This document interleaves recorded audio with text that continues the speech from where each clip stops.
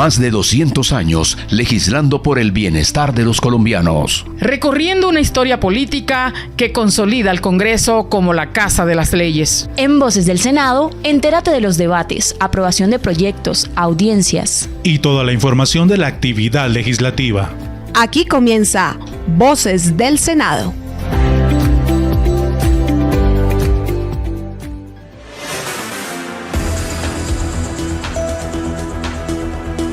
Bienvenidos, amables oyentes, a una emisión más del programa institucional Voces del Senado, emitido aquí a través de las 73 frecuencias de la Radio Nacional de Colombia. Hoy, 26 de octubre, estaremos hablando de varios temas de gran coyuntura que tuvieron lugar esta semana en el Senado de la República, que tienen que ver con la crisis que persiste en los peajes, lo que tiene que ver precisamente también en la relación entre Estados Unidos y Colombia, y otros detalles como la ola invernal, que de cara a eventos climáticos promete afectar la costa caribe del país. Pero estos y más detalles los tendremos en segundos. Bienvenidos. Iniciamos con lo que fue el debate de la semana en la plenaria del Senado y tiene que ver con el debate de control político al ICETEX. Este debate, que llevaba en espera de discutirse debido a la inasistencia del ministro de Educación Daniel Rojas y al ministro de Hacienda Germán Ávila, finalmente se llevó a cabo. Nuestra compañera Paola Saldaña nos amplía la información y estas fueron algunas de las conclusiones a las que se llegaron luego del debate. Así es, Alex. El esperado debate, que había sido aplazado, finalmente se dio este martes 21 y se extendió hasta el miércoles 22. Durante el debate se analizaron denuncias sobre créditos educativos, tasas, subsidios y la situación institucional. Una de las citantes, quien expuso la situación que abrió el debate, fue la senadora Soledad Tamayo. Que el Estado no tiene la capacidad de atender la demanda de cupos de educación superior con la oferta estatal. Ya determinamos, de acuerdo a las respuestas, que son 500,000 jóvenes que terminan bachillerato cada año, pero que solo 237,000 van a la educación superior pública y privada.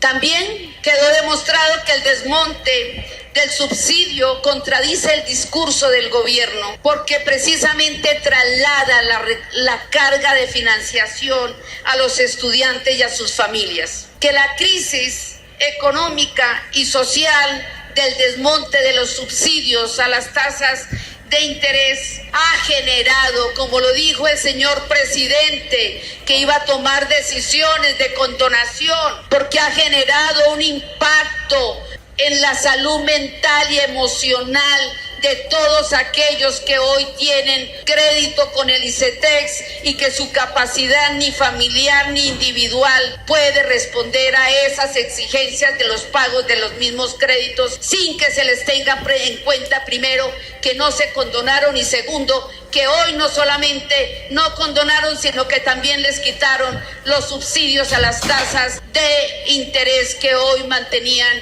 algunos, más de 303,000 beneficiarios.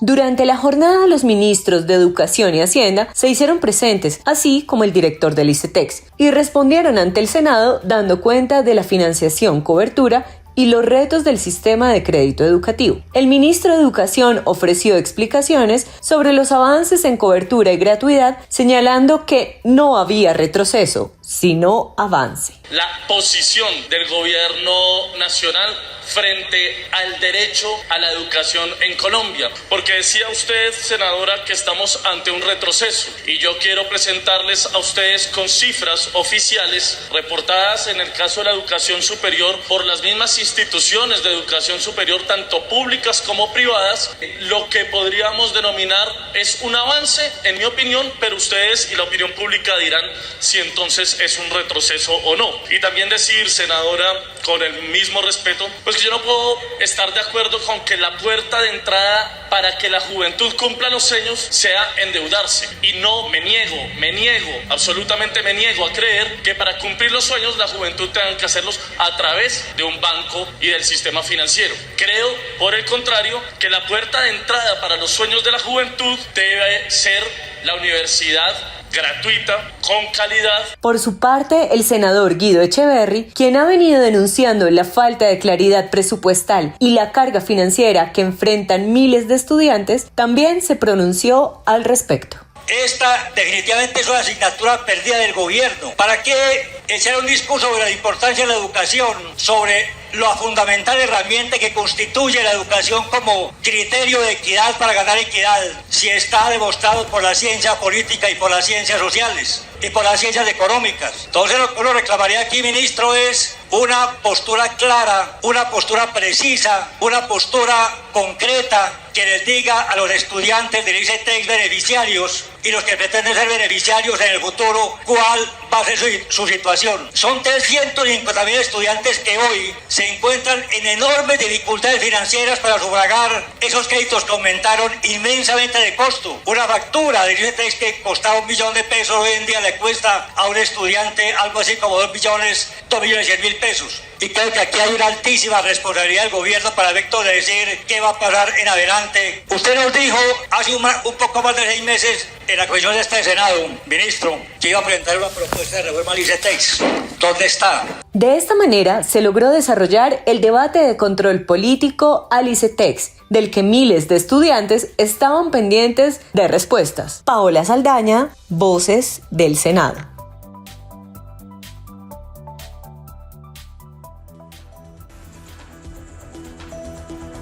Gracias, Paola, por esta información. Pero bueno, pasamos ahora a un tema que nos atañe a todos. ¿Qué pasa con los peajes en el país? Nuevamente se frustra la citación a la ministra de Transporte en la Comisión Tercera del Senado y los senadores hacen sus apreciaciones al respecto. María Camila Fernández tiene los detalles.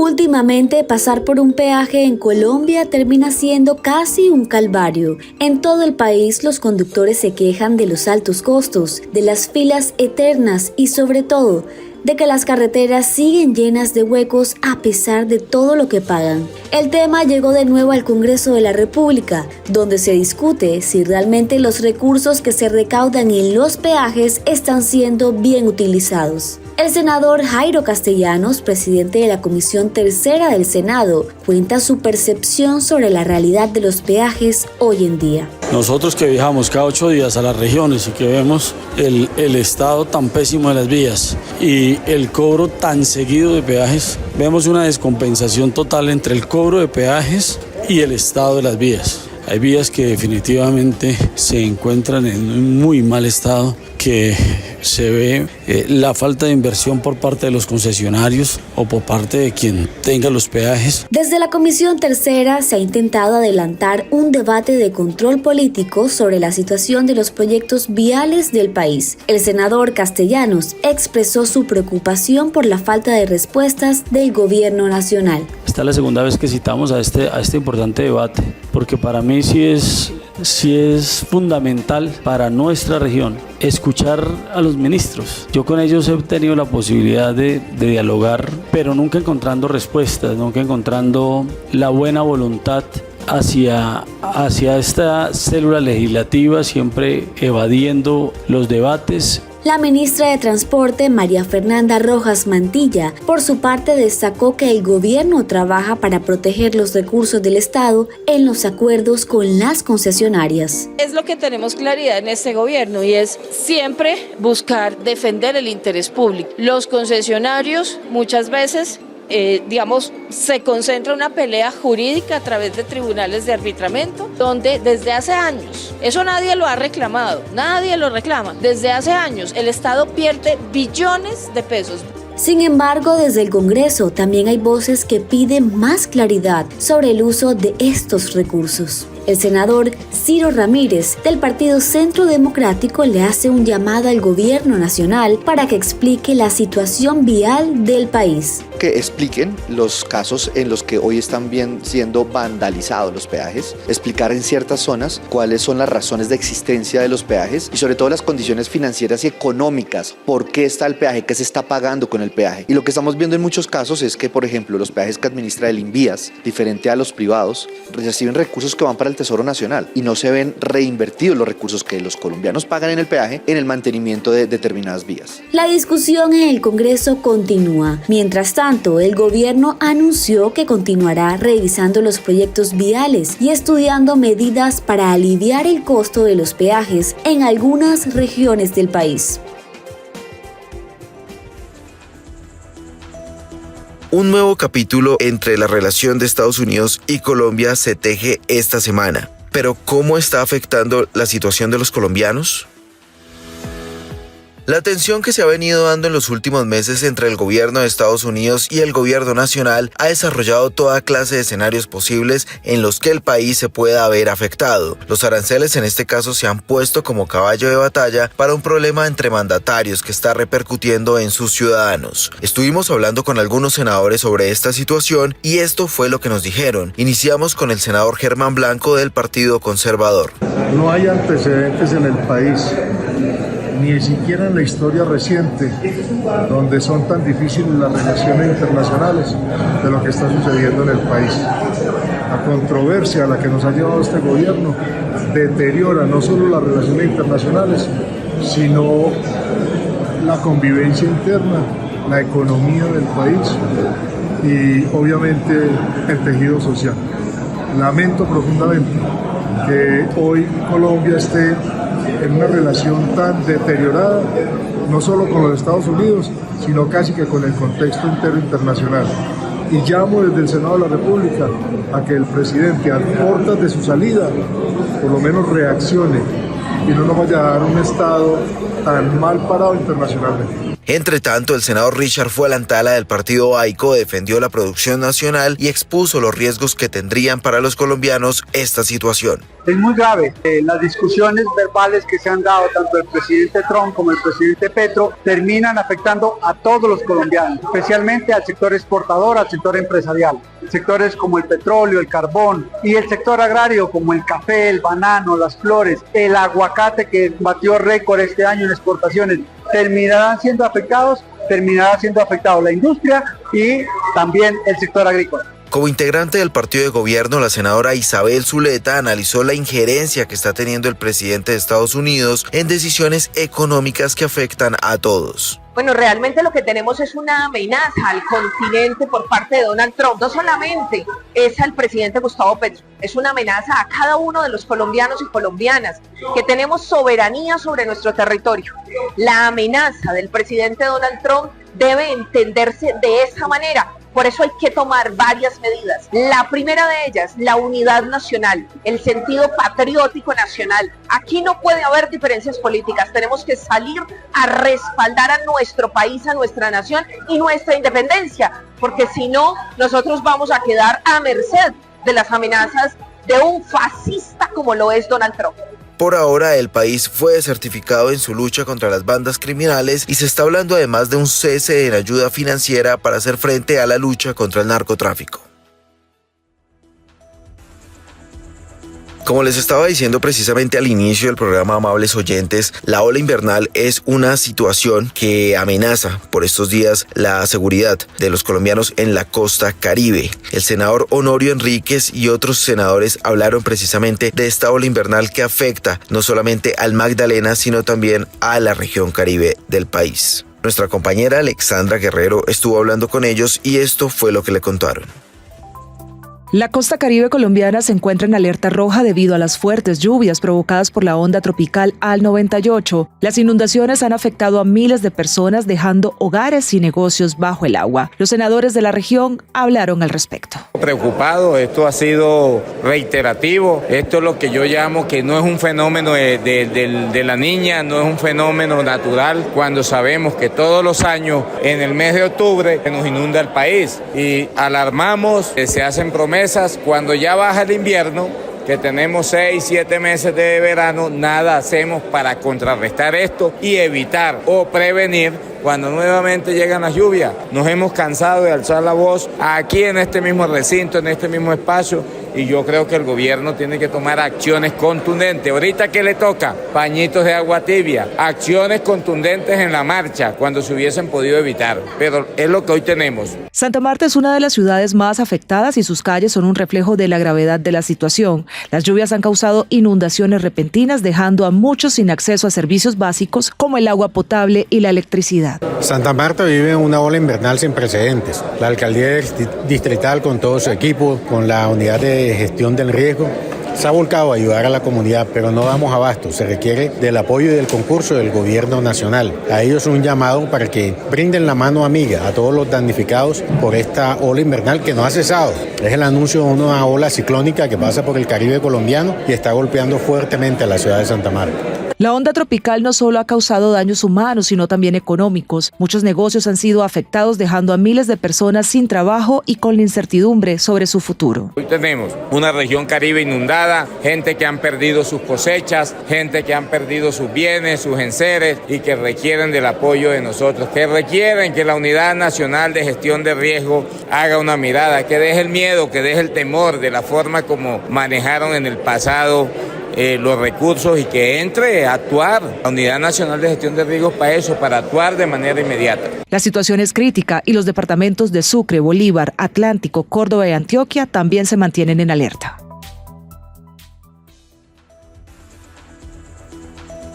Gracias por su fiel sintonía, amables oyentes que nos sintonizan a esta hora de la mañana, hoy 26 de octubre, acá en Voces del Senado. Se llevó a cabo una audiencia pública sobre la transición energética en el Paso Cesar. La sesión fue llevada a cabo entre el gobierno y otros sectores. Esta iniciativa fue promovida por el senador Paulino Riascos y nuestra compañera Karen Bermúdez tiene los detalles. Karen, muy buenos días. Buenos días para usted y para todos los oyentes que nos acompañan, Alex. Hoy venimos con información desde el municipio de El Paso Cesar, y es que el senador Paulino Riascos se reunió con parte del sector minero en una audiencia pública con el propósito de analizar la crisis económica y social que atraviesa esta región a raíz del proceso de transición energética. Bueno, eso a petición de unas comunidades de allá, decidimos invitar a algunas instituciones por las dificultades que ha tenido y el impacto que ha tenido el tema minero, energético allá en el sector. Las comunidades tienen unas preocupaciones frente al impacto económico y social que ha tenido la salida de empresas, el trato de algunas en el territorio. Durante el encuentro desarrollado en el Gran Salón Oliver del Hotel La Granja, participaron entidades del orden nacional y territorial, representantes de las industrias del sector minero y la comunidad local, quienes expusieron las principales problemáticas que enfrentan ante una transición que, según señalaron, se ha dado sin la debida planificación. Somos un municipio que tiene un rótulo de rico por ser minero, pero somos el municipio pobre que tiene una cantidad de problemas. El senador Riascos resaltó la importancia de escuchar al pueblo minero y de construir soluciones reales que permitan garantizar una transición energética justa, sostenible y con oportunidades para las comunidades del Cesar. Están escuchando Voces del Senado.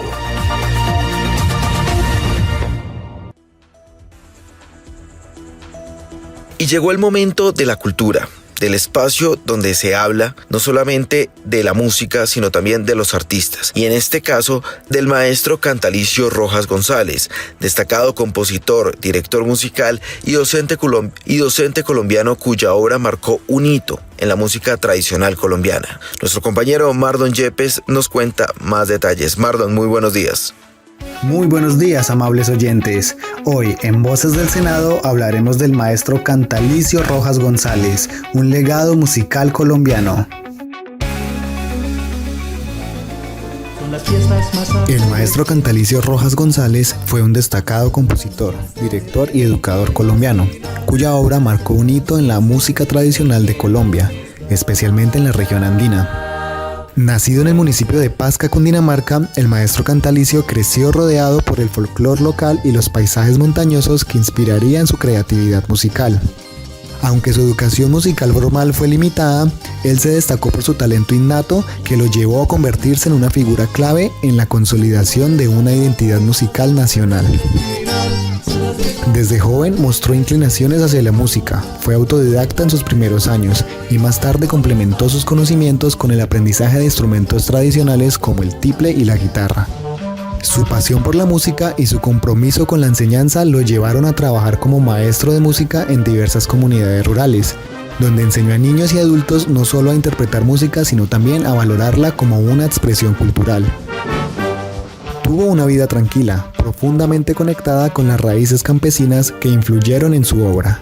Su contacto cercano con las tradiciones populares y su amor por el campo alimentaron su inspiración para componer melodías que reflejan la esencia de la cultura andina. El maestro Cantalicio Rojas es reconocido por la creación de piezas musicales que fusionan la tradición popular con técnicas de composición académica. Aunque gran parte de su obra fue transmitida de manera oral, lo que llevó a la pérdida de algunas composiciones, las piezas que han sobrevivido son un testimonio de su genio creativo. Indudablemente el maestro Cantalicio Rojas ha dejado un legado muy importante en la cultura de nuestro país. Su obra inspiró a generaciones de compositores que encontraron en la música tradicional una fuente de creatividad y orgullo. Marlon Yepes, Voces del Senado. Amables oyentes, nos acercamos al final de la emisión de hoy, 26 de octubre, acá en Voces del Senado. Les contamos que se llevó a cabo el evento ONU Mujeres sobre las acciones legislativas para transformar la vida de las mujeres en el país. ¿Qué avances se están llevando a cabo en esta materia? Nuestra compañera Karen Bermúdez nos cuenta más detalles.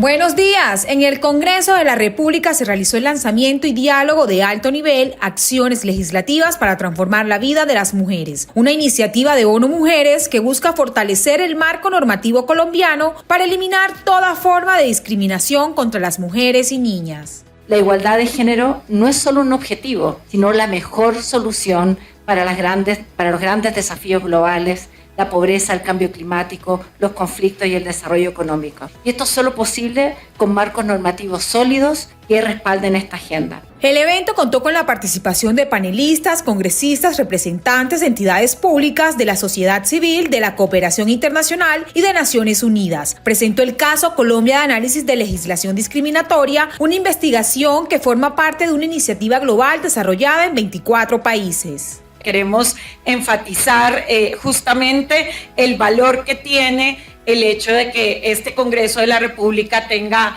casi un 30% de mujeres, de hecho, y que eso efectivamente ha permitido avances muy importantes. El estudio fue posible gracias al apoyo de la Agencia Sueca de Cooperación Internacional para el Desarrollo, la Embajada de Suecia y el trabajo conjunto con la Defensoría del Pueblo, el Congreso de la República y la sociedad civil y la academia. Nuestra misión es trabajar cada segundo para crear un mundo en que las mujeres y las niñas sean libres para decidir sobre sus propias vidas, contribuyan en igualdad de condiciones a la sociedad y dejen de verse frenadas por la violencia y la pobreza.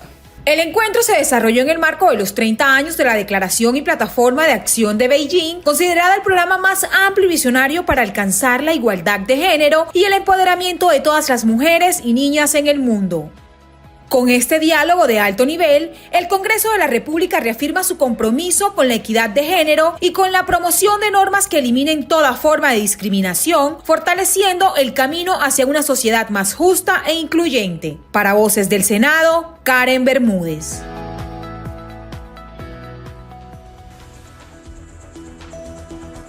Y así es, amables oyentes, como llegamos al final de esta emisión hoy domingo 26 de octubre, no sin antes invitarlos para que nos sintonicen la próxima semana, sábado 1 de noviembre, acá en este espacio de 6 a 6 y media de la mañana por las 73 frecuencias de la Radio Nacional de Colombia. El presidente de la corporación es Lidio Arturo García Turbay, el jefe de la Oficina de Información y Prensa es Juan Francisco Balbuena y en el trabajo periodístico nuestros compañeros Karen Bermúdez, Paola Saldaña, Alexandra Guerrero, María Camila Fernández, Sebastián Solano, Marlon Yepes, Cristian Trujillo y quien les habla, Alexander Ariza. Les deseamos un feliz domingo a todos ustedes.